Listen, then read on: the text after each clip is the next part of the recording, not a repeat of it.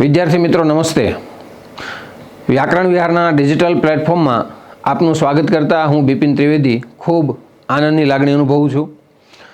મિત્રો, આજના લેક્ચરમાં આપણે વાત કરવી છે આગામી સમયમાં લેવાનારી પોલીસ કોન્સ્ટેબલની એક્ઝામમાં આવનાર ગુજરાતી વિષયની. પરીક્ષાનો અભ્યાસક્રમ જ્યારે જાહેર થયો ત્યારે કેટલાક વિદ્યાર્થીઓના મનમાં એવું હતું કે વ્યાકરણ આવશે, પરંતુ વિભાગના અધ્યક્ષ આદરણીય સાહેબશ્રી દ્વારા થોડા સમય પહેલાં એવી સ્પષ્ટતા કરવામાં આવી છે કે આ વિભાગમાં માત્ર ને માત્ર ગદ્યાર્થ ગ્રહણ પૂછાવાનું છે, વ્યાકરણને સ્થાન આપવામાં આવશે નહીં. એટલે મોટાભાગના વિદ્યાર્થીઓની ચિંતા એ હળવી થઈ કે વ્યાકરણ આવવાનું છે નહીં. અને એક વસ્તુ બહુ ક્લિયર છે મિત્રો, જો પરીક્ષામાં વ્યાકરણ હોય તો તમારે વ્યાકરણના બધા જ મુદ્દાઓ, શબ્દ ભંડોળ એ બધું જ તૈયાર કરવું પડે. એમાં તમારા કામના કલાકો એ ખાસ્સા વપરાય. ત્યાર પછી પણ અનિશ્ચિતતા રહે. એના બદલે ગદ્યાર્થ ગ્રહણ એ એવી વસ્તુ છે કે ભાઈ સામે તમારી સામે માહિતી છે, એ માહિતીમાંથી તમારે નીચે આપેલ પ્રશ્નો છે એના જવાબ શોધવાના છે. એટલે વ્યાકરણની કરતાં ગદ્યાર્થ ગ્રહણનો મુદ્દો તમારા માટે સરળ બનશે, એમાં શંકાને કોઈ સ્થાન નથી. એટલે આપણના મનમાં એવું હોય કે ભાઈ કેમ થશે, જેવું પૂછાય એવું, સહેલું પૂછાય કે અઘરું પૂછાય. અઘરું પૂછાય તો બધા જ માટે અઘરું પડશે, સહેલું પૂછાય તો બધા જ માટે સહેલું પડશે. હા, આમાં પ્રેક્ટિસ આની અંદર ખૂબ અગત્યની છે, એ આપણે કરીશું. પણ મનમાં એવો હાવ હોય કે ડર હોય કે ગદ્યાર્થ ગ્રહણ અમને ન આવડે તો યાદ રાખજો, વ્યાકરણ કરતાં તો તમારે સારા ગુણ આવશે. બરાબર છે? એટલે આપણે વાત કરીએ મિત્રો ગદ્યાર્થ ગ્રહણની. સૌ પહેલાં ગદ્યાર્થ ગ્રહણ એટલે શું, આને સંક્ષિપ્તમાં સમજવાનો પ્રયત્ન કરીએ. ગદ્યાર્થ ગ્રહણ શબ્દ ગદ્ય વત્તા અર્થગ્રહણ એમ બે શબ્દો મળીને બનેલો છે. ગદ્ય એટલે નિબંધ પ્રકારનું લખાણ, અર્થગ્રહણ એટલે સમજ. એટલે બહુ સ્પષ્ટ છે કે પરીક્ષામાં તમારી સામે નિબંધ પ્રકારનું લખાણ આપવામાં આવશે, એટલે કે પેરેગ્રાફ આપવામાં આવશે. હવે એ પેરેગ્રાફમાં જુદા જુદા દૃષ્ટિકોણથી વિદ્યાર્થીઓનું મૂલ્યાંકન કરવા માટે અલગ અલગ પ્રકારના પ્રશ્નો એને નીચે આપ્યા છે. એ પ્રશ્નોના જવાબ તમે આપો છો એ સમજ છે. ઘણીવાર શબ્દનો અર્થ પૂછાઈ શકે.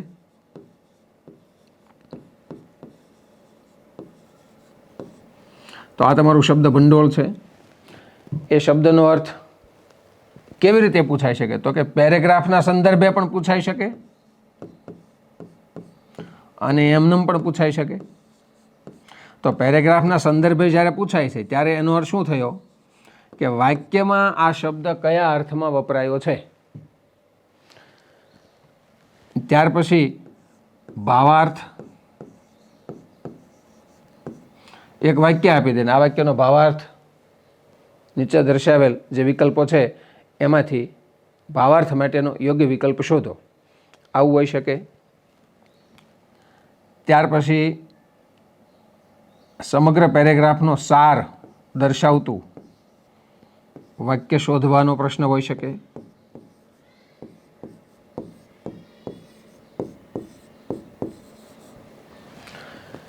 ત્યાર પછી શીર્ષકની પસંદગી ને લગતો પ્રશ્ન હોઈ શકે. મિત્રો, વિવિધ પ્રકારના પ્રશ્નો હોઈ શકે. આ બધા પ્રશ્નો એટલે તમારી સમજ. તમે શું સમજો છો આખા પેરેગ્રાફમાં, તમે શું સમજ્યા, એ સમજનું મૂલ્યાંકન એ વિભાગ દ્વારા લેવાનારી પરીક્ષા વખતે એ લોકોએ કરવાનું છે. એટલે આવા પ્રકારના વિવિધ પ્રશ્નો આવી શકવાની સંભાવના છે. આપણે સમયાંતરે ધીમે ધીમે આગળ વધશું. હજુ તો તમારી એક્ઝામને વાર છે. સમયાંતરે લેક્ચર મૂકીશું એટલે જુદા જુદા દૃષ્ટિકોણથી કેવા કેવા પ્રકારના પ્રશ્નો હોઈ શકે એની પણ વાત કરીશું. હવે વાત કરીએ મિત્રો આપણે ભાષાના કૌશલ્યોને. આપણે અર્થગ્રહણ ઉપર જવું છે, પણ અર્થગ્રહણ ઉપર જતાં પહેલાં ભાષાના 4 કૌશલ્યો. સૌથી પહેલું શ્રવણ, ત્યાર પછી વાંચન, ત્યાર પછી લેખન અને ત્યાર પછી કથન. મિત્રો, આ શ્રવણ છે ને એ પ્રાથમિક કૌશલ્ય છે. સૌથી પહેલું અને પ્રાથમિક કૌશલ્ય છે શ્રવણ. ત્યાર પછી તમને પરીક્ષામાં જે સીધું ઉપયોગી છે એ છે વાંચન કૌશલ્ય. વાંચન એટલે શું? માત્ર વાંચી નાખવું નહીં. વાંચ્યા પછી એનો અર્થ સમજવાની પ્રક્રિયા આખી પૂર્ણ થાય ત્યારે તમારું વાંચન કૌશલ્ય સિદ્ધ થયું કહેવાય. એટલે તમારે માત્ર વાંચવા નથી, પેરેગ્રાફ એક વખત વાંચવાનો નથી, એકથી વધારે વખત વાંચવાનો છે. જેટલી વાર ન સમજાય એટલી વખત વાંચવાનો છે. એ પછી પરીક્ષામાં બીજા પ્રશ્નો પાછા રહી ન જાય એનું ધ્યાન રાખવાનું છે. એટલે વાંચન કૌશલ્ય. આ બે કૌશલ્યો છે ને એ ઇનપુટ કૌશલ્યો છે. કેવા? ઇનપુટ એટલે એના દ્વારા માહિતી તમે તમારી અંદર દાખલ કરો છો. અને આ બે કૌશલ્યો છે એ આઉટપુટ કૌશલ્યો છે. એના દ્વારા આપણી પાસે રહેલી માહિતી આપણે બહાર કાઢીએ છીએ, એટલે કે વ્યક્ત કરીએ છીએ. તો આ થયા ભાષાના મૂળ 4 કૌશલ્યો. મિત્રો, આ 4 કૌશલ્યો સિવાય વર્તમાન સમયમાં અથવા શિક્ષણમાં સૌથી વધારે અગત્યનું જો કોઈ કૌશલ્ય હોય તો એ છે અર્થગ્રહણ કૌશલ્ય. યાદ રાખજો. અર્થગ્રહણ એટલે શું? હમણાં આપણે સમજ્યા ગદ્યાર્થ ગ્રહણમાં અર્થગ્રહણ મહત્વનું છે. અર્થને ગ્રહણ કરવો, અર્થને ગ્રહણ કરવો. ગ્રહણ કરવો એટલે પકડવું. ગ્રહણ એટલે પકડવું. હવે અહીંયા પકડવું એટલે સમજવું.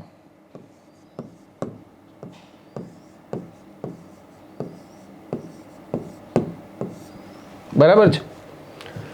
જે હેતુથી આપવામાં આવ્યું છે એ હેતુ આપણે બરાબર સમજવાનો છે ત્યારે અર્થગ્રહણ થયું કહેવાય. એક વિધાન આપણે લખીએ. જીવનની પાનખર આવી પહોંચી છે.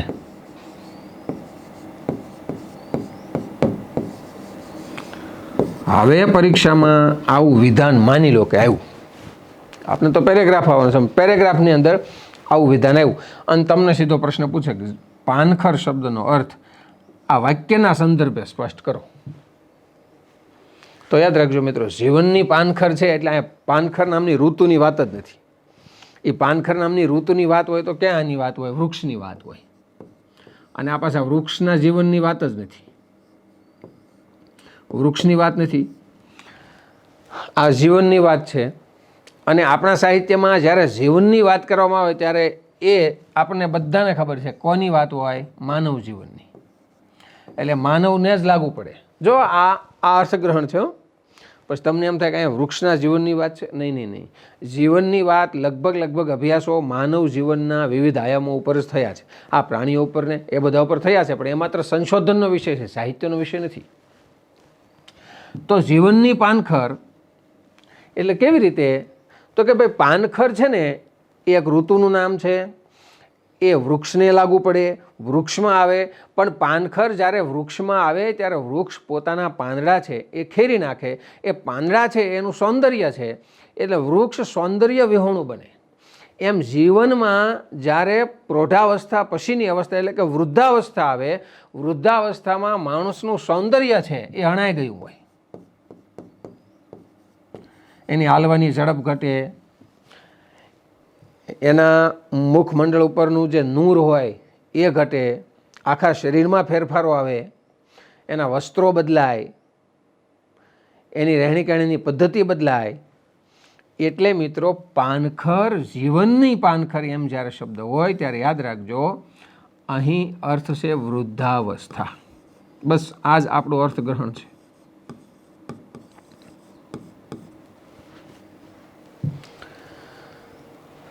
બીજું એક વાક્ય લઈએ. ઘણીવાર શબ્દ છે એ જુદા જુદા અર્થમાં આવતો હોય છે.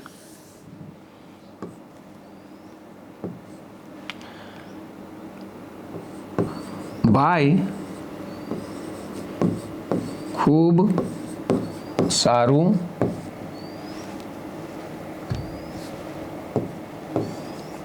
બોલ્યો. ભાઈ આજે મને ખૂબ બોલ્યો. જો બેમાં તફાવત છે.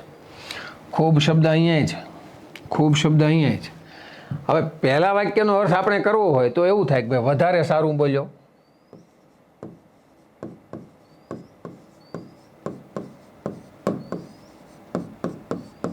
બરાબર છે. બીજા વાક્યનો અર્થ ભાઈ મને આજે ખૂબ બોલ્યો, એમ આપણે જ્યારે બોલતા હોઈએ ત્યારે એનો અર્થ એવો થાય છે ભાઈ વઢ્યો, એટલે કે ખીજાયો. તો ખૂબ શબ્દ અહીંયા છે, ખૂબ શબ્દ અહીંયા છે. મિત્રો બંનેમાં અર્થ અલગ અલગ છે. હજી એક ઉદાહરણ લઈએ.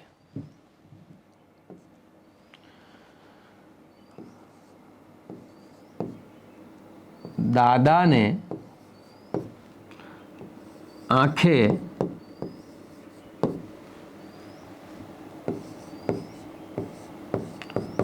સૂઝતું નહોતું.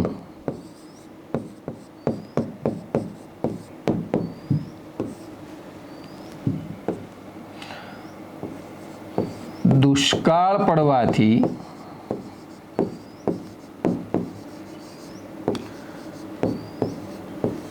ખેડૂતોને શું કરવું એ સૂઝતું નહોતું. જો બેયમાં સૂઝતું શબ્દ છે, બરાબર. અહીંયા સૂઝતું શબ્દ છે, અહીંયા સૂઝતું શબ્દ છે. હવે દાદાની આંખની વાત છે એટલે તમને એવો ખ્યાલ આવે કે દાદા એમ શબ્દ વપરાય એટલે અવસ્થા વૃદ્ધ હશે.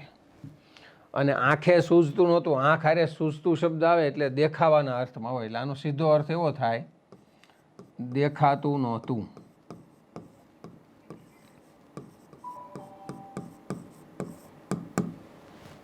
બરાબર.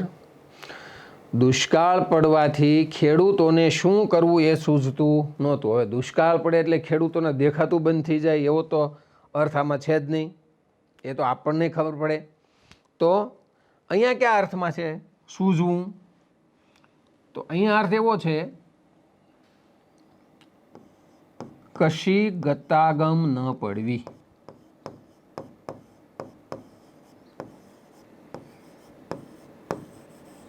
જો ખ્યાલ આવે છે?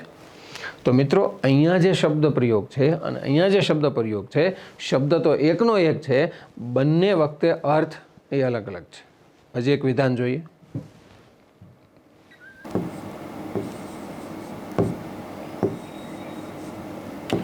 એ મોટું સરોવર છે.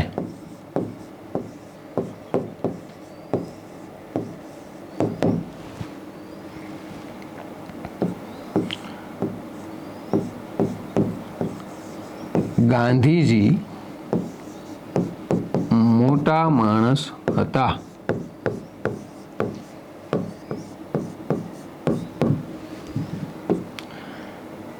એ માત્ર મોટી મોટી વાતો કરે છે.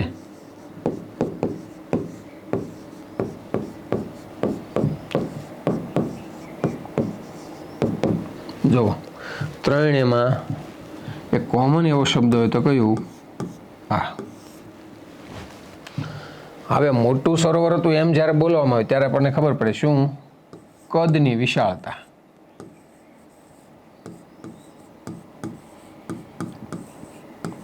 એટલે સીધી વાત છે કે સરોવર નાનું નહોતું, એનું કદ વિશાળ હતું. બરાબર છે. ગાંધીજી મોટા માણસ હતા એટલે ઊંચાઈમાં, જાડાઈમાં, વજનમાં નહીં. તો મોટું શબ્દ તો અહીંયા છે અને મોટા શબ્દ અહીંયા છે. તો મિત્રો અહીંયા એનો ગુણ અને પ્રભાવ ને કારણે એની કદર, એનામાં જે ગુણ હતા એના કારણે એનો જે પ્રભાવ પડતો હતો એની કદર કરવાના ભાગરૂપે આ મોટા શબ્દ વપરાયો છે. સમજો ને, આવું તમે વારે વારે સાંભળ્યું છે. ગાંધીજી તો બહુ મોટા માણસ હતા. તો મોટા માણસ એટલે કદમાં મોટા નહીં. સરોવરમાં જે અર્થમાં વપરાયું છે એ અર્થમાં અહીંયા છે નહીં. ત્રીજું, એ માત્ર મોટી મોટી વાતો કરે છે. હવે અહીંયા કેવો અર્થ છે ખબર? મોટી મોટી એટલે કેવી ખબર? નકામી. ખ્યાલ આવ્યો તમને? તો જુઓ, શબ્દ કયા અર્થમાં વપરાય એ સમજવું, એને પણ અર્થગ્રહણ કહેવાય છે. માત્ર આ જ અર્થગ્રહણ છે એવું નથી હો, પણ આપણે વિષય પ્રવેશ કરીએ છીએ એટલે ગુજરાતી ભાષામાં શબ્દ વૈવિધ્ય છે. શબ્દ જુદા જુદા અર્થમાં પ્રયોજાય છે ત્યારે આપણને ખ્યાલ હોવો જોઈએ. હજી એક ઉદાહરણ લખીએ.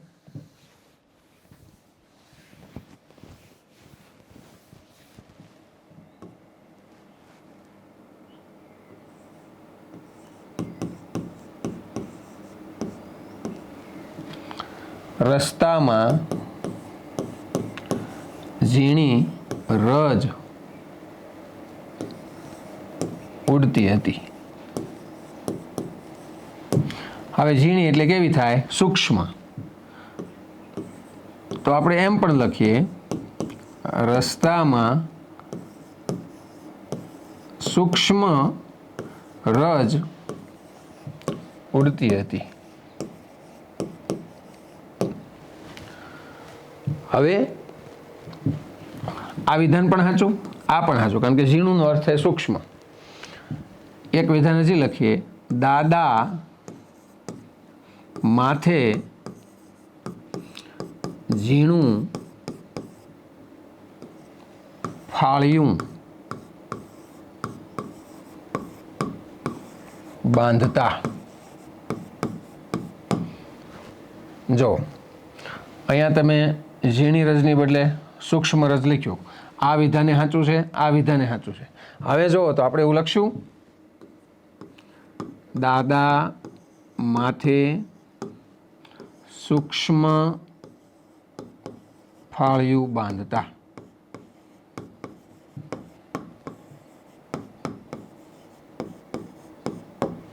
મિત્રો આમ આપણે નહીં લખી શકીએ. અહીંયા ઝીણી એટલે સૂક્ષ્મના અર્થમાં છે, અહીંયા સૂક્ષ્મ એટલે ઝીણી અથવા સૂક્ષ્મના અર્થમાં છે. અહીંયા ઝીણું છે ને એ પાતળું એવા અર્થમાં છે, યાદ રાખજો. ફાળિયું સૂક્ષ્મ એટલે નાનું એવા અર્થમાં નથી. એટલે ઝીણું શબ્દના એકથી વધારે અર્થ થાય. અહીંયા સૂક્ષ્મના અર્થમાં વપરાયું છે, અહીંયા સૂક્ષ્મના અર્થમાં વપરાયું છે, પણ અહીંયા સૂક્ષ્મના અર્થમાં વપરાયું નથી, અહીંયા પાતળુંના અર્થમાં વપરાયું છે. ઝીણું શબ્દનો એક અર્થ પાતળું એવો થાય, એટલે આવું વિધાન આપણે કરી શકીશું નહીં. જો આ સભાનતા આપણી પાસે હોવી જોઈએ. મિત્રો આ સાવ સામાન્ય વાત છે. આપણે હજી વિષય પ્રવેશ કરીએ છીએ, આગળ વધીએ. હજી એક ઉદાહરણ લઈએ, પછી આપણે પેરેગ્રાફ ઉપર જવું છે. તેનું ઘર એટલામાં છે.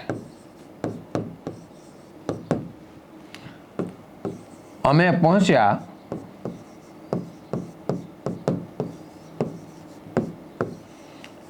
એટલામાં એ આવી ગયો. જો બંને જગ્યાએ આ એટલામાં અને એટલામાં. હવે તમને સીધી ખબર પડે કે આ એટલામાં એટલે એનો અર્થ એવો છે નજીક છે. એટલે અહીંયા એટલામાં શબ્દ સ્થળના સંદર્ભે ટૂંકમાં એ અર્થમાં વપરાયો છે કે સાવ નજીક છે એવા અર્થમાં. અને અહીંયા એટલામાં એટલે થોડી જ વારમાં.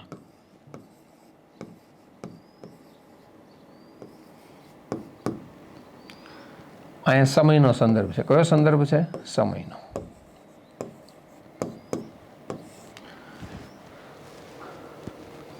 તો બંને જગ્યાએ શબ્દ વપરાયો છે, અર્થ અલગ અલગ છે. આને જ્યારે તમે સમજો ત્યારે એને અર્થગ્રહણ થયું એમ કહેવાય. આ પ્રારંભિક વાતો છે, આટલામાં જ અર્થગ્રહણ પૂરતું નથી. અર્થગ્રહણ વિશાળ છે. ધીમે ધીમે આપણે વાત કરીશું. આગળ વધીએ. સૌથી અગત્યનો મુદ્દો, પરીક્ષામાં કેવી પેટર્ન હોઈ શકે? મિત્રો 20 ગુણ છે.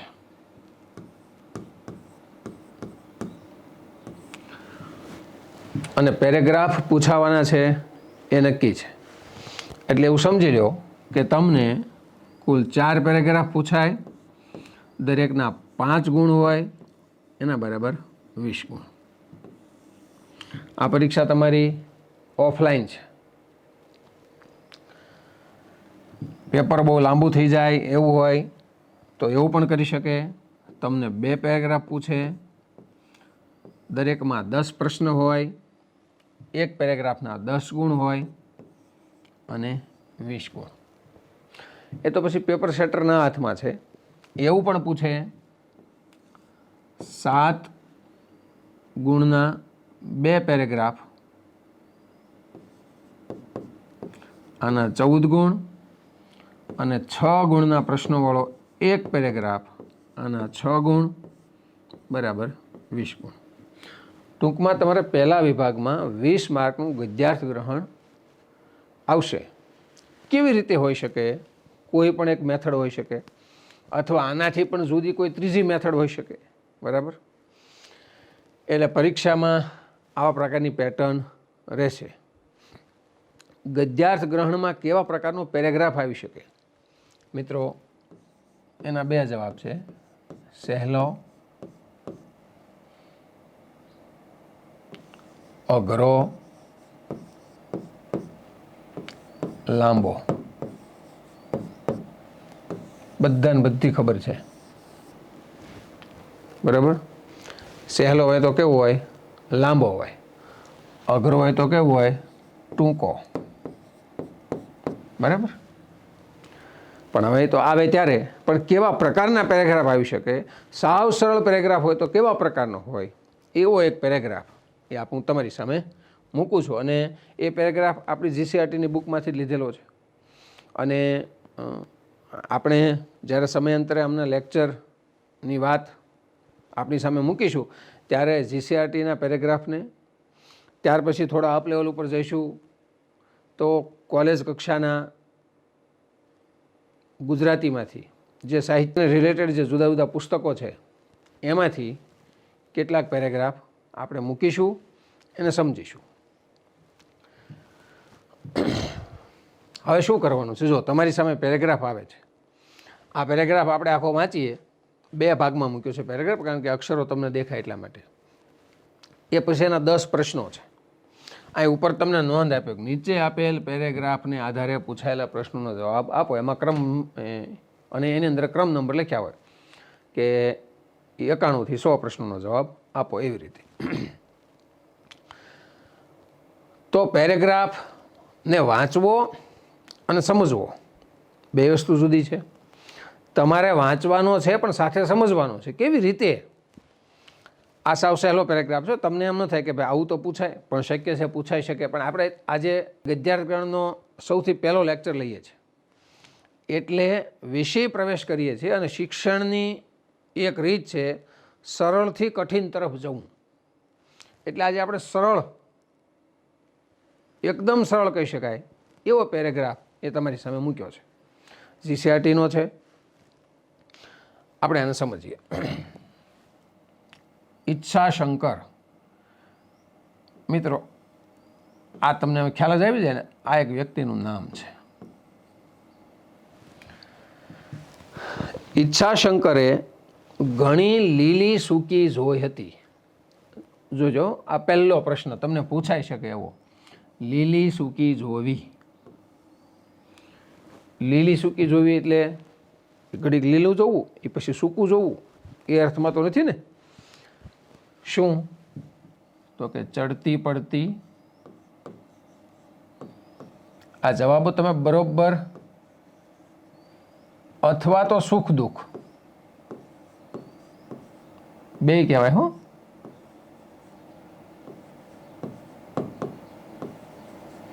નો અનુભવ કરવો એવો અર્થ થાય. નો અનુભવ. બરાબર? જો આ પહેલો પ્રશ્ન તમને પૂછાઈ શકે, લીલી સૂકી જોવી, રૂઢિપ્રયોગનો અર્થ આપો. બરાબર છે? આફ્રિકા ગયો ત્યારે, એટલે ઈચ્છાશંકર અહીંયા દેશમાં હતા. હવે વાતમાં થોડો વળાંક આવે. શું થાય છે? આફ્રિકા ગયા અને ત્યારે શું હતું આફ્રિકા ગયો ત્યારે માત્ર એક લોટો ને શેઠની રસોઈ કરતા બદલવા માટેનું આબોટિયું પાસે હતું. જો અહીંયા પાછું ખ્યાલ આવ્યો. આફ્રિકા ગયા ત્યારે એની પાસે સાવ થોડી વસ્તુ હતી. શું હતું? માત્ર એક લોટો ને શેઠની રસોઈ કરતાં બદલવા માટેનું આબોટિયું. હવે તમને એવો પ્રશ્ન પૂછાય કે આફ્રિકા ગયા ત્યારે ઈચ્છાશંકર શું કામ કરતા હતા શરૂઆતમાં? તો આમાં સીધી વાત નથી હોય શેઠની રસોઈ કરતા હતા, પણ એવું લખ્યું છે કે શેઠની રસોઈ કરતાં બદલવા માટેનું આબોટિયું પાસે હતું. તો એનો અર્થ એવો છે કે આફ્રિકા ગયા ત્યારે અહીંથી ગયા ત્યારે એમના શેઠની સાથે ગયા છે અને એ રસોઈનું કામ કરતા હશે, બરાબર? એટલે આબોટિયું પહેરતા હશે. તો મિત્રો, આફ્રિકા ગયા ત્યારે શરૂઆતમાં એ કયો વ્યવસાય કરતા હતા અથવા શું કામ કરતા હતા? તો રસોઈ કામ કરતા હતા. આવું પૂછાય તો આપણે લખવાનું, બરાબર? બદલવા માટે આબોટિયું. હવે આ સીધો પ્રશ્ન છે. જો એવું બની શકે કે અમુક શબ્દો સીધા હોય, એનો સીધો તમારે અર્થ દેવાનો. અહીં તમને એવો સીધો પ્રશ્ન પૂછે આબોટિયું એટલે શું, પછી એને ભળતા જુદા જુદા ઓપ્શન મૂક્યા હોય. પણ આબોટિયું એટલે રસોઈ બનાવતી કે જમતી વખતે પહેરવા માટેનું વસ્ત્ર. યાદ રાખજો તમે. રસોઈ આપણે સંક્ષેપમાં લખીએ છીએ, બનાવતી વખતે, જમતી વખતે પહેરવા માટેનું વસ્ત્ર. આ તમે સમજી દેજો, જગ્યા ઓછી છે એટલે એવી રીતે લખ્યું છે. પરંતુ લક્ષ્મી રીઝે ત્યારે વાત વાતમાં વારી જાય છે. હવે થોડો ફેરફાર આવે છે. જો અહીંયા સુધીની એવી વાત છે કે આટલું જ એની પાસે હતું, પરંતુ લક્ષ્મી રીઝે એટલે હવે લક્ષ્મી માતાની કૃપા થાય છે એના ઉપર. લક્ષ્મી રીઝે ત્યારે વાત વાતમાં વારી જાય છે. ફરી વાર રૂઢિપ્રયોગ આવ્યો મિત્રો, વારી જવું. તો વારી જવું એટલે યાદ રાખજો ફિદા થઈ જવું. ફિદા થઈ જવું.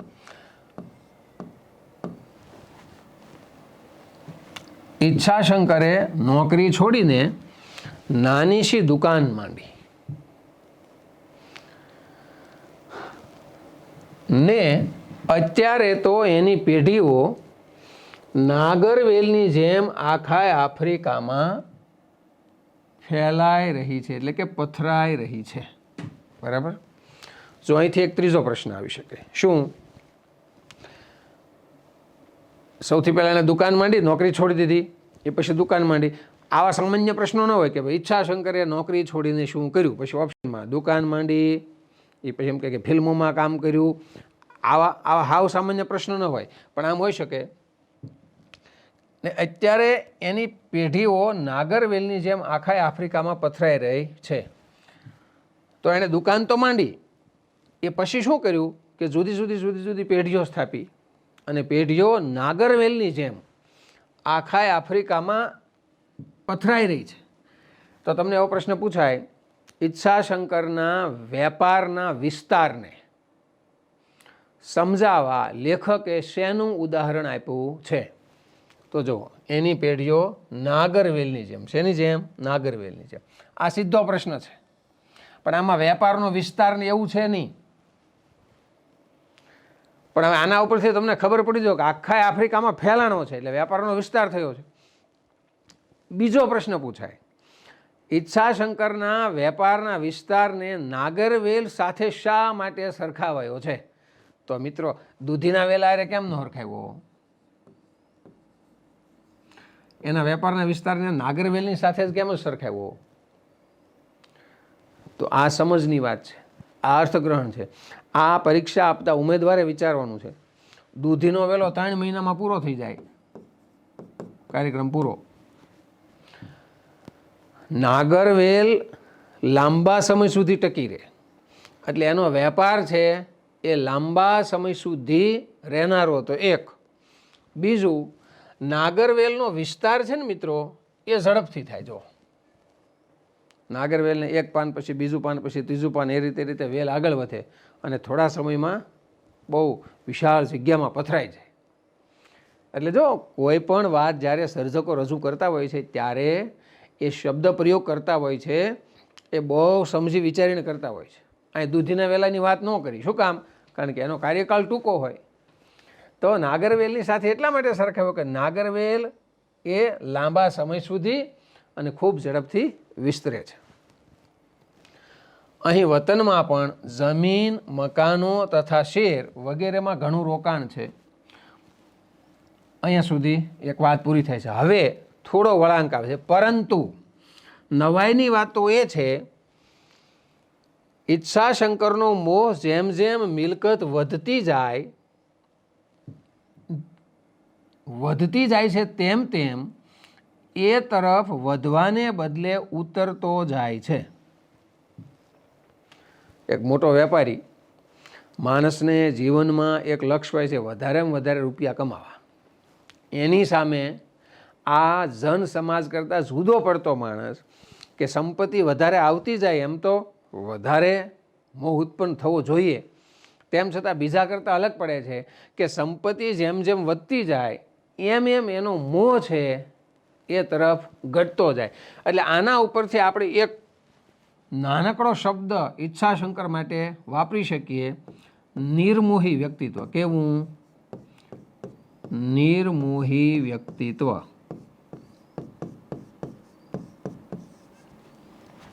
બરાબર. માટે જ એણે અત્યાર સુધી મોટા ભાઈને બધી જ મિલકતમાં ભાગીદાર ગણ્યા હતા અને રાખ્યા હતા. એટલે હવે એક બીજી વાત આવી આપણે સામે કે એના મોટા ભાઈ એની ભેગા રહેતા હતા. તો એનો બીજો અર્થ એવો છે કે ભાઈ એની બધી જ મિલકતમાં એના મોટા ભાઈને ભાગીદાર ગણ્યા. એટલે મોટા ભાઈ એની જેટલું કામ કરતા હશે નહીં.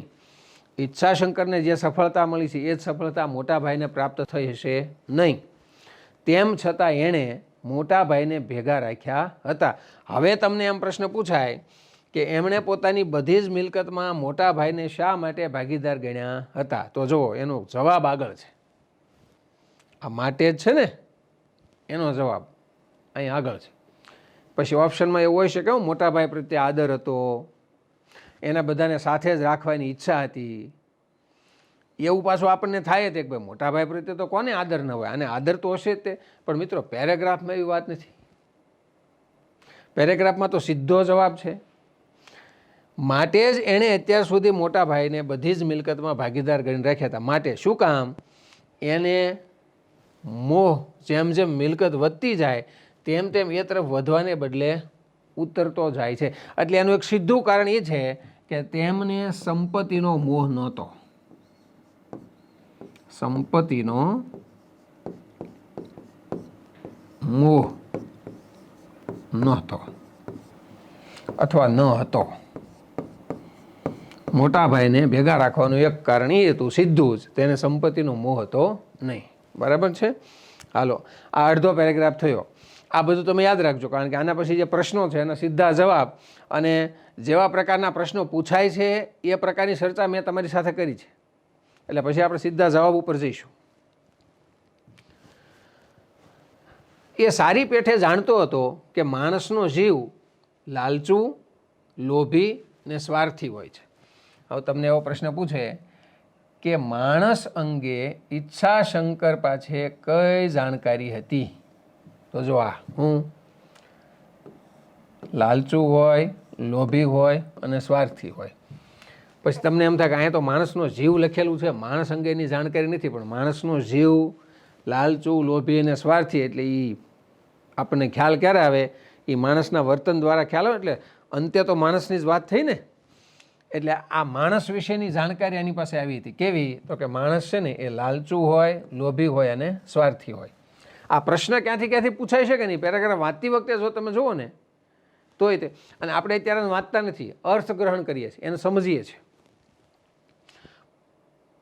પરંતુ મોટા ભાઈને શાની કમી છે કે મારાથી અંતર રાખે? એને મોટા ભાઈને એવી રીતે હાંચવા છે. બરાબર? માણસનો જીવ લાલચુ, લોભી ને સ્વાર્થી હોય છે, પણ મોટા ભાઈ છે એના માટે જરાક જુદા છે. મોટા ભાઈને એને એવી રીતે હાંચવા છે કે એનાથી કોઈ પ્રકારનું અંતર રાખે નહીં, કારણ કે એને કોઈ પ્રકારની ખામી એને રહેવા દીધી નથી. બહુ તો લોકો કહે છે એમ એમના શાસ્ત્રી પક્ષને 500,000ની મદદ કરતા હશે. એ જ ને, બહુ તો મોટા ભાઈના શાસ્ત્રી પક્ષમાં 500,000 રૂપિયા આપતા હશે. એ જ ને, આ એ જ ને એમ કરીને જે પ્રશ્નાર્થ ચિહ્ન છે ને મિત્રો અહીંયા, એ દર્શાવે છે કે ભાઈ આટલું જ ને, એમાં તો શું, એવી વાત ઈચ્છાશંકરની છે. અથવા તો એમની છોકરીઓ માટે થોડાક દાગીના ઘડાવ્યા હશે. એ પોતે જ આવી ઝીણી ઝીણી બાબત ઉપર હસી રહેતો, છેલ્લે ઉમેરતો, પણ લોકોને શી ખબર કે ભાઈના છોકરા એ મારા જ ભત્રીજા છે ને. જો ભાઈના છોકરા છે એ મારા ભત્રીજા છે. મિત્રો અહીંયાનો પરિવાર પ્રેમ થયો. શું થયું? આનું વ્યક્તિત્વ કેવું છે? પરિવાર પ્રેમી. ભાઈના સંબંધી એ મારા પણ સંબંધી છે. આપણી કમાણીથી કોઈનું દુઃખ હળવું થતું હોય તો એટલું વળી કમાયું લેખે લાગ્યું. એક બીજો પ્રશ્ન, લેખે લાગવું એટલે શું ખબર? સાર્થક થવું. તો આ પેરેગ્રાફ આપણે પૂરો કરીએ એટલે આનો પહેલો પ્રશ્ન એવો છે કે ઈચ્છાશંકરને પોતાની કમાણીની સાર્થકતા શેમાં દેખાય છે? આવો પહેલો પ્રશ્ન. એટલે આપણે શું કરીએ, આખા પેરેગ્રાફમાં વાંચે આમાં સાર્થકતા શબ્દ ક્યાં છે? તો સાર્થકતા શબ્દ તો તમને જડે નહીં, અને શબ્દ જડે નહીં સાર્થકતા, બસ ત્યાંથી આપણું યુદ્ધ શરૂ થાય, માનસિક યુદ્ધ. અને એ વખતે પરીક્ષા વખતે તો સિચ્યુએશન બહુ જુદી હોય છે, બરાબર. અને પછી કયો વિકલ્પ પસંદ કરવો એની બહુ બધી મૂંઝવણ હોય છે. તો મિત્રો જુઓ, જો ફરી વાર વાંચો, આપણી કમાણીથી કોઈનું દુઃખ હળવું થતું હોય તો એટલું વળી કમાયું લેખે લાગ્યું. લેખે લાગ્યું એટલે શું ખબર? સાર્થક થયું. દાખલા તરીકે તમે અત્યારે કોન્સ્ટેબલની પરીક્ષા આપવાના છો. પરીક્ષાની તૈયારી માટે તમે તમારું ઘર છોડીને બહાર ગામ ગયા છો. પછી પરીક્ષાનું પરિણામ આવે, પછી રિઝલ્ટ આવી જાય અને એ તમે તમારા ફેમિલી જે છે એમના હાથમાં મૂકો. એટલે તમારા ફેમિલીમાંથી કોઈ વડીલ હોય એ એમ બોલે કે ભાઈ તું ગામડેથી ભાવનગર ભણવા ગયો ને એ સાર્થક થઈ ગયું. અથવા એમ બોલે તારું ભાવનગર જવું લેખે લાગ્યું. ખ્યાલ આવે છે? એટલે તમને એ ખબર પડવી જોઈએ કે સાર્થકતાનો અર્થ અહીંયા છે લેખે લાગવું, સાર્થક થયું. તો આપણી કમાણીથી કોઈનું દુઃખ હળવું થતું હોય તો એટલું વળી કમાયું લેખે લાગ્યું. ઈચ્છાશંકરને પોતાની કમાણીની સાર્થકતા શેમાં દેખાય છે? તો કોઈનું દુઃખ હળવું કરવામાં. બરાબર છે? તો મિત્રો આ આખો પેરેગ્રાફ થયો. આમાં ઈચ્છાશંકરનો એ તમને પરિવાર પ્રેમ દેખાય છે, બીજાનું દુઃખ હળવું કરવાની ભાવના છે. એટલે એનામાં આપણે પેલો શબ્દ વાપરીએ ને પરદુઃખ ભંજક, એવો એનો સ્વભાવ છે. એનું નિર્મોહી વ્યક્તિત્વ છે અને એણે રસોઈ કરવાથી માંડી એવું નાનું એવું કામ કરતાં એમાંથી માંડી અને આખા આફ્રિકામાં એક સુંદર મજાનો વેપાર કર્યો છે અને પાછો મોટા ભાઈને ભેગા રાખે છે. આવા બધા લક્ષણો એના તમને દેખાય છે. બરાબર છે? ઓકે, હવે આપણે જઈએ એના પ્રશ્નો ઉપર. થોડી ઝડપ રાખીશું એટલે વિડીયો બહુ લાંબો ન થાય. આ બધું જ હવે તમે સમજાશો. જો હમણાં જ આપણે વાત કરતા હતા ઈચ્છાશંકર પોતાની કમાણીની સાર્થકતા શેમાં દેખાય છે? અહીં ઈચ્છાશંકરને એમ આવશે, માફ કરશો, ઈચ્છાશંકરને પોતાની કમાણીની સાર્થકતા શેમાં દેખાય છે? બહુ સીધું હજી જ આપણે વાત કરી રહ્યા છીએ. શું? ડી, બીજાનું દુઃખ હળવું કરવામાં. બરાબર છે? ઓકે, બીજો પ્રશ્ન, ઈચ્છાશંકરે શા માટે પોતાની બધી જ મિલકતમાં મોટા ભાઈને ભાગીદાર ગણીને રાખ્યા હતા? હવે જો એ ઓપ્શન છે, મોટા ભાઈ પ્રત્યે આદર હતો. પછી આપણને સાચું લાગે હો આ કે ભાઈ આદર તો હોય જ તે, પણ એવી વાત આખા પેરેગ્રાફમાં ક્યાંય નથી. એક વસ્તુ તમે યાદ રાખજો, પેરેગ્રાફની મર્યાદાને ઓળંગવાની નથી. તમને ભળતા ઓપ્શનવાળા હોય ને, આ બધાને વિકર્ષકો કહેવાય. શું કહેવાય? વિકર્ષકો. એટલે દરેક વિકલ્પ તમને આકર્ષતો હોય, હું સાચો, હું સાચો, અને આપણી જાત અંદરથી એમ કહેતી હોય કે હું સાચો. અને એની વચ્ચે તમારે લડવાનું હોય છે. ત્યારે ઈચ્છાશંકર નિજાનંદી હતા, બે વિકલ્પ. તો નિજાનંદી હતા એટલે પોતાની રીતે આનંદ કરનારા અને એકદમ એમ કે મસ્ત રહેનારા, એવું તો ક્યાંય વર્ણન જ નથી આખા પેરેગ્રાફમાં, એટલે આ પણ નહીં આવે. તેઓ પરિવારને સાથે રાખવા ઈચ્છતા હતા. જો આમાં તમને એવું થાય કે હા એણે એના ભાઈને ભેગા રાખ્યા, અને પણ એણે પરિવારને સાથે રાખવા માટે પ્રયત્ન કર્યો હોય કે ઈચ્છા વ્યક્ત કરી હોય એવું છે નહીં. એ ભાઈની એની ભેગા રહેતા હતા, લોકો એના વિશે વાતો કરતા હતા, પણ તો પણ એ વાતો કાને ધરતા નહોતા, આ લોકોની વાત ઉપર હસતા. એટલે એમણે ભેગા રાખવાનો કોઈ ખાસ પ્રયત્ન કર્યો હોય એવો અર્થ પેરેગ્રાફમાંથી ક્યાંય ઉત્પન્ન થતો નથી, એટલે આ પણ ન આવે. તો આપણે વાત કરી હતી શું, એમને સંપત્તિનો મોહ ન હતો. હું આ ત્રણેય ઓપ્શનની ચર્ચા એટલા માટે કરું છું કે આ ભળતા ઓપ્શન છે. પછી અહીંયા એમ હોય ને કે એ ને સી બંને આ બે, તો તમને એમ થાય કે હા આદર તો હોય જ તેવું મોટા ભાઈ પ્રત્યે, સાચું સાચું. અને પછી આપણે એમ કરતાં કરતાં કુંડાળો અહીંયા કરીએ તો એ ભૂલ થાય, એટલે બરાબર ધ્યાન રાખજો. માણસની બાબતમાં ઈચ્છાશંકરની જાણકારી શી હતી એ આપણે સીધી જ વાત કરી હતી પેરેગ્રાફમાં. લાલચુ, લોભીને સ્વાર્થી હોય છે. જો પછી પ્રદુઃભંજક હોય છે એવું લાગે તો આપણને એમ થાય કે હા હો ઈચ્છાશંકર પાસે આ પ્રદુઃભંજક છે. તમને ઈચ્છાશંકરની જાણકારીની વાત છે તો તમને ઈચ્છાશંકર ઉપર વિચાર આવવા મળે. ઉતાવળ હોય ત્યાં, ઉદાર હોય છે તો પાછું એમ થાય ઉદાર તો બહુ હતા, એટલે પછી આવી એવી આપણે ડી ઉપરના તમામ. પણ એમ કરશો નહીં મિત્રો, પેરેગ્રાફમાં ન હોય એવી બાબતને આને રિલેટેડ હોય તો પણ પેરેગ્રાફમાં જે સ્પષ્ટ માગ્યું હોય એમાં તમારે સ્પષ્ટ જવાબમાં જવાનું છે. આ તો સીધી જ વાત છે ને, એની જાણકારી હતી, આવા પ્રકારની જાણકારી, એટલે જવાબ આવશે એ. આ પેરેગ્રાફમાં ઈચ્છાશંકરના સ્વભાવની કઈ ખાસિયત તમને દેખાય છે?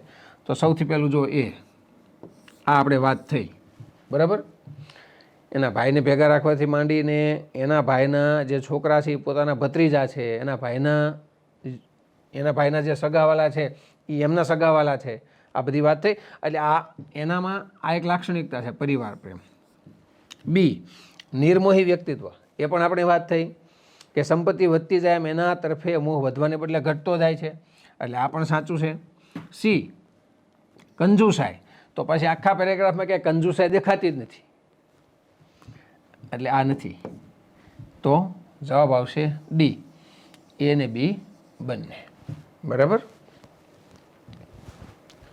આફ્રિકામાં શરૂઆતના સમયમાં ઈચ્છાશંકર કયું કામ કરતા હતા? આનો સીધો જવાબ છે, આપણે વાત કરી છે, રસોઈ કામ કરતા હતા બરાબર. દુકાન ચલાવવાનું ને એ તો પાછું રસોઈને એ કામ કરતા એના પછી શરૂ કર્યું, એટલે પછી દુકાન તો એ હાંકતા જ તે. એટલે અહીંયા શબ્દ જોવાનો કયો, શરૂઆતમાં એના શેઠ હારે ગયા હતા, અને શેઠ હારે જઈને શરૂઆતમાં રસોઈ કરતાં બદલવા માટેનું આબોટિયું એની પાસે હતું, એ વાત થઈ ને, એના ઉપરથી આ પ્રશ્ન છે. ઈચ્છાશંકરના વ્યાપારના વિસ્તારને લેખકે શેની સાથે સરખાવ્યો છે? તો એનો સીધો જવાબ છે બી. એવું લાગે તમે એકવાર હજી ફકરો જોઈ લેજો. આ પેરેગ્રાફને કયું શીર્ષક આપશો? તો જો એમાં છે ને એનો જવાબ જ છે. શું કામ? આ મુદ્દો મેં નોંધ્યો છે પેરેગ્રાફમાં. પછી બીજાનું દુઃખ હળવું થાય એવી પણ એની ઈચ્છા હતી, એટલે એના માટે આ શબ્દ પણ છે પ્રદુઃખભંજક બરાબર. અને એનો જે પરિવાર હતો એના પ્રત્યે પ્રેમ હતો. ત્યાર પછી બી ઓપ્શન જુઓ, અલબેલા ઈચ્છાશંકર. આમ આપણને બહુ એમ લાગે વાહ મસ્ત શીર્ષક છે, અલબેલા ઈચ્છાશંકર, પણ એણે આમ આનંદ પ્રમોદ કર્યો હોય ને મોજ મજા કર્યો એવો ઉલ્લેખ ક્યાંય નથી આખા પેરેગ્રાફમાં, એટલે આ શીર્ષક ન આવે. ઈચ્છાધારી ઈચ્છાશંકર, આ પાછું વાંચવું ગમે એવું છે, ઈચ્છાધારી ઈચ્છાશંકર, પણ એમાંની કોઈ ઈચ્છાઓ રજૂ થઈ હોય અને એણે એની ઈચ્છાઓને પૂર્ણ કરવા માટે એ બધા કામ કર્યા હોય એવું કશું નથી, એટલે આ પણ નહીં આવે. તો સી, તો એણે કોઈ જગ્યાએ ક્યાંય ચતુરાઈ તો વાપરી જ નથી બરાબર, એટલે આ પણ નહીં આવે. તો જવાબ કયો છે? એ આપણે જે પહેલાં સિલેક્ટ કર્યો એ. લીલી સૂકી જોવી, આ રૂઢિપ્રયોગનો અર્થ આપો, એ મેં તમને વાત કરી હતી. સુખ દુઃખનો અનુભવ કરવો, અને આ બી પણ આવે બરાબર. એ પછી આનંદ અને હર્ષનો અનુભવ કરવો એમ ન આવે, એટલે એનો જવાબ આવશે એ ને બી બંને. બરાબર છે. વારી જવું એટલે બી, ફિદા થઈ જવું. આબોટિયું એટલે આ બધા સીધા પ્રશ્નો છે. રસોઈ કરતી વખતે કે જમતી વખતે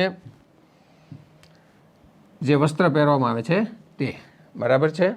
તો મિત્રો જો આ પેરેગ્રાફમાં આપણે 10 પ્રશ્નો, જુદી જુદી શક્યતાવાળા, જુદા જુદા દૃષ્ટિકોણવાળા, પણ બીજું એ છે કે આ પેરેગ્રાફ સહેલો છે, તેમ છતાં આમાંથી આવા પ્રશ્નો નીકળે. એક જ પેરેગ્રાફને વાંચવામાં આટલી બાબતોને ધ્યાનમાં રાખવાનું હોય. આવો સરળ પેરેગ્રાફના માધ્યમથી આજે આપણે વિષય પ્રવેશ કરવાનો પ્રયત્ન કર્યો છે. આગામી સમયમાં છે એ આપણે આનાથી થોડા આગ્રહ કહી શકાય એવા પેરેગ્રાફની વાત એ આપની સામે મૂકવાનો પ્રયત્ન કરીશું. અંતે આભાર સાથે એક આ વાત આપની સામે મૂકવાની, આગામી સમયમાં કોન્સ્ટેબલના વિદ્યાર્થીઓ માટે અમે ગદ્યાર્થ ગ્રહણનું આ પુસ્તક એ તમારી સામે મૂકવાના છીએ. આ પુસ્તકની માહિતી તમને આપી દઉં. આ પુસ્તકમાં કુલ 60 પેરેગ્રાફ છે. દરેક પેરેગ્રાફમાં થી 5, 7, 8, 10 જેટલા પ્રશ્નો. એટલે અમે એવું કર્યું છે કે એક પેરેગ્રાફ લીધો હોય, પછી એમાંથી શક્ય એટલા પ્રશ્નો, અને પ્રશ્ન કોઈ એક સરખો નહીં, જુદા જુદા દૃષ્ટિકોણવાળા પ્રશ્નો. અર્થગ્રહણ કેવી રીતે કરી શકાય, અર્થગ્રહણની ક્ષમતાને કેવી રીતે માપી શકાય એનું મૂલ્યાંકન કરતા આવા જુદા જુદા પ્રકારના પ્રશ્નો છે. બીજું, આ બધા જ પેરેગ્રાફ છે એ GCERT એટલે ધોરણ 6 થી 12ની ગુજરાતીના પાઠ્યપુસ્તક ઉપર આધારિત છે. પાઠ્યપુસ્તક ઉપર આધારિત છે એટલે કેવું કે પાઠ્યપુસ્તકમાં જે ચિંતનાત્મક ગદ્ય હોય, બરાબર, અથવા ઊંચા પ્રકારનું વર્ણનાત્મક ગદ્ય હોય, અથવા વાદાત્મક ગદ્ય હોય, એવા ફકરાઓ ને ધ્યાનમાં લીધા છે. આ બધા જ પ્રશ્નો અમુક દિવસો સુધી આના ઉપર કામ કરીને મેં પોતે સેટ કર્યા છે. સેટ કરતી વખતે કોન્સ્ટેબલના વિદ્યાર્થીને અર્થગ્રહણમાં કેવી રીતે અંદર સુધી લઈ જઈ શકાય, એક જ ફકરામાંથી જુદા જુદા દૃષ્ટિકોણથી કેટલા પ્રકારના પ્રશ્નો એને આપી શકાય, એક વિધાન જુદા જુદા કેટલા અર્થમાં હોઈ શકે, આખા પેરેગ્રાફનો સાર શું હોઈ શકે. મેં તમને શરૂઆતમાં જે બધી જ વાત કરી, બધા જ માપદંડો છે એનો અમે ખ્યાલ રાખ્યો છે. એટલે મને એવું થતું હતું કે હું 100 જેટલા પેરેગ્રાફ મૂકું, પણ એનાથી પુસ્તકનું દળ વધે, પુસ્તક મોંઘું બને. 60 જેટલા પેરેગ્રાફની બહાર તમે નીકળશો એટલે હું માનું છું કે અર્થગ્રહણ શું કહેવાય, અર્થગ્રહણના જે પ્રશ્નો તમારી પરીક્ષામાં આવવાના છે એના જવાબ તમારે કેવી રીતે આપી શકાય એનું તમને સચોટ માર્ગદર્શન એ તમને આમાંથી પ્રાપ્ત થશે. કારણ કે પુસ્તક બનાવતી વખતે અમને પોતાને પણ ખૂબ જ પીડા થતી હોય છે, કારણ કે વિદ્યાર્થીને ધ્યાનમાં રાખીને કામ કરવામાં આવતું હોય છે.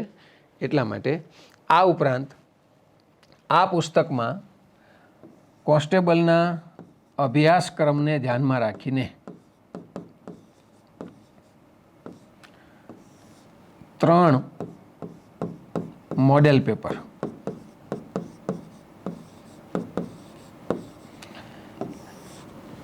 એમાં પણ મિત્રો આ પહેલું અને બીજું બંને પેપર GCERT અને NCERT પર આધારિત છે. અને ત્રીજું પેપર છે એ અન્ય સંદર્ભ ગ્રંથો ઉપર આધારિત છે.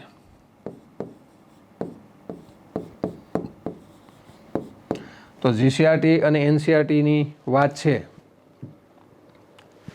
એને સંપૂર્ણ ન્યાય આપવાનો પ્રયત્ન કર્યો છે.